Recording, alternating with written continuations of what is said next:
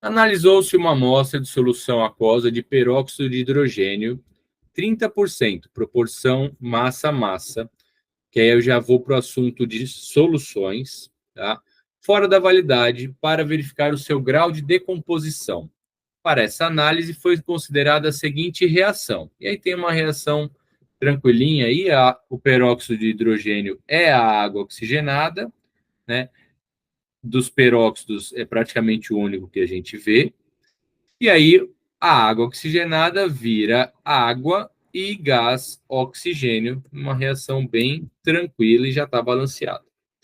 Sabendo-se que a partir de 100 gramas de amostra foram obtidos 8 gramas de gás oxigênio. Qual o valor percentual, de H2O2 na solução? Então aqui tá, é um exercício de pureza, né? Então essa amostra que ele fala que eu tenho 100 gramas, ela não está totalmente pura de peróxido de hidrogênio. Tem coisas aí que já... Coisas, na verdade. Ela já decompôs em água e oxigênio. Então, eu preciso ver o que não é mais peróxido de hidrogênio. O que eu vou fazer, então? Eu sei e tenho certeza, por causa do exercício, que eu consegui 8 gramas de oxigênio. Então, a gente vai fazer o inverso. Para eu conseguir 8 gramas de oxigênio, quantos gramas de peróxido de hidrogênio eu preciso?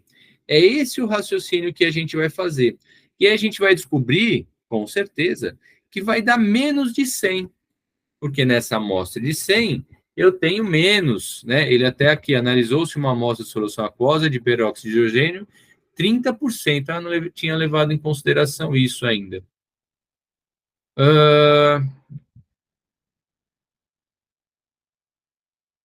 Eu não tinha levado em consideração isso. Vou fazer o primeiro passo que eu queria, e aí depois eu volto para analisar isso. Geralmente eu até analiso isso antes, mas vamos ver. Seguinte, aqui eu tenho uma relação de 1 mol de peróxido de hidrogênio para meio mol de oxigênio. Então a gente pode fazer a seguinte coisa. Eu tenho 1 mol de H2O2 para cada meio mol de O2.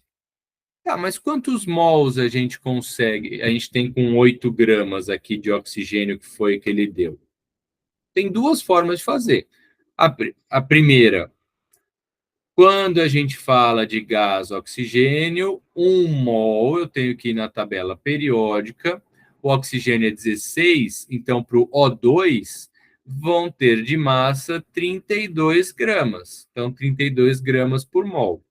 Como o exercício só me deu 8 gramas, eu vou descobrir quantos mols eu tenho.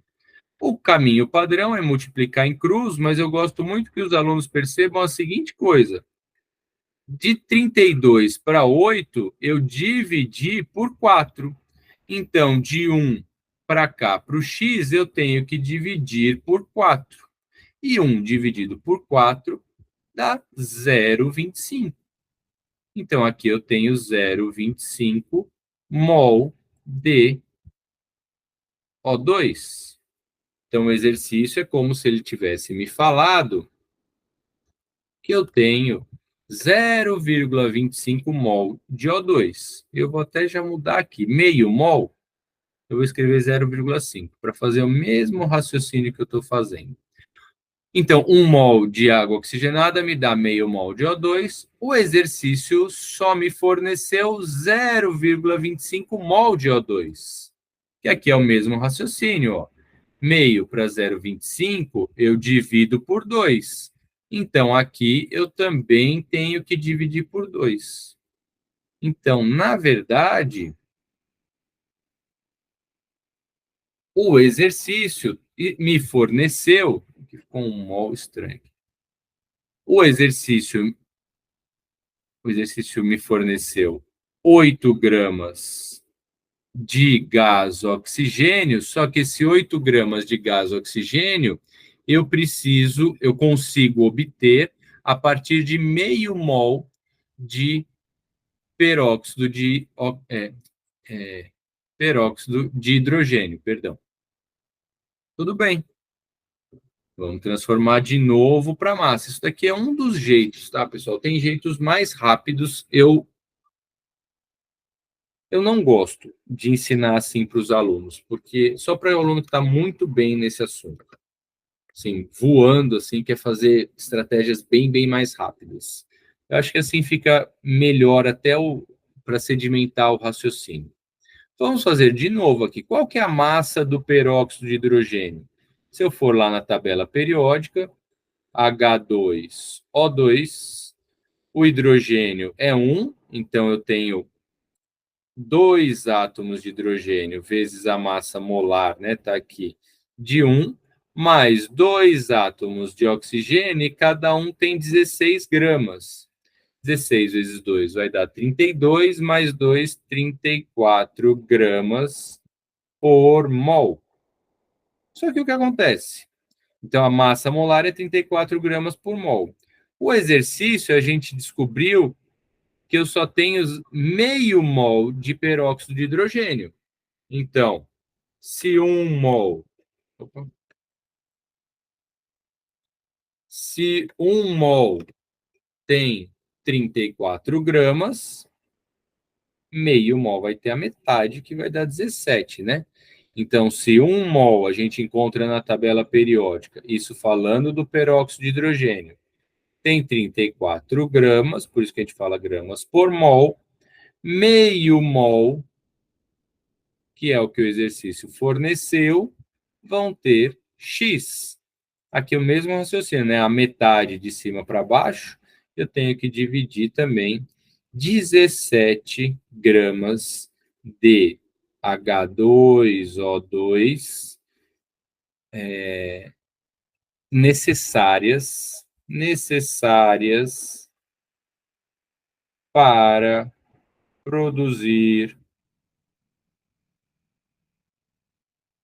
8 gramas de O2, gás oxigênio. Muitas vezes os alunos encontram os resultados e não sabem exatamente o significado daquele resultado. Então, 17 gramas que a gente está conseguindo é exatamente o peróxido de hidrogênio necessário para produzir as 8 gramas, ou os 8 gramas, perdão, é no masculino, de gás oxigênio. Perfeito. Só que a gente volta lá para o exercício. O que o exercício fala? Fala o seguinte, que eu tinha uma amostra de 100 gramas de solução. Então, eu tinha 100 gramas de solução contendo H2O2. Dessa solução, é uma solução aquosa. Aqui está super importante a parte de soluções agora. Com 30% proporção massa-massa de peróxido de hidrogênio.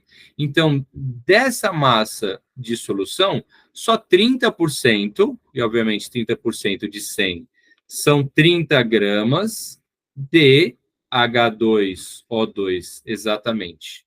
Então, os outros 70 gramas era água, né? Os outros 70%. Só que a gente descobriu que no exercício, para acontecer essa reação, só tinha 17 gramas na realidade de H2. Então, esses 30 gramas é o esperado, deixa eu ver qual é o termo melhor aqui, seria aqui sem decomposição, né? Ele usa aqui, sem decomposição. Mas quando o tempo foi passando, foi perdendo, e aqui só sobraram 17 com decomposição. E aí a gente vai para a pergunta. Sabendo que a partir de 100 gramas da amostra foram obtidos 8 gramas de gás oxigênio, qual o valor percentual de H2O2 na solução? Agora eu só tenho 17 gramas em 100 gramas, né? O que me dá 17%. Né? Isso daqui acho que eu não preciso fazer, explicar tanto assim, não. Então, se eu tinha uma amostra de 100 gramas, eu só tenho 17, já que decompôs, então eu só tenho 17% de peróxido de hidrogênio agora naquela amostra. Tá? Um exercício bem legal, não é difícil, mas também envolve aí soluções, que é um assunto super importante para vestibular.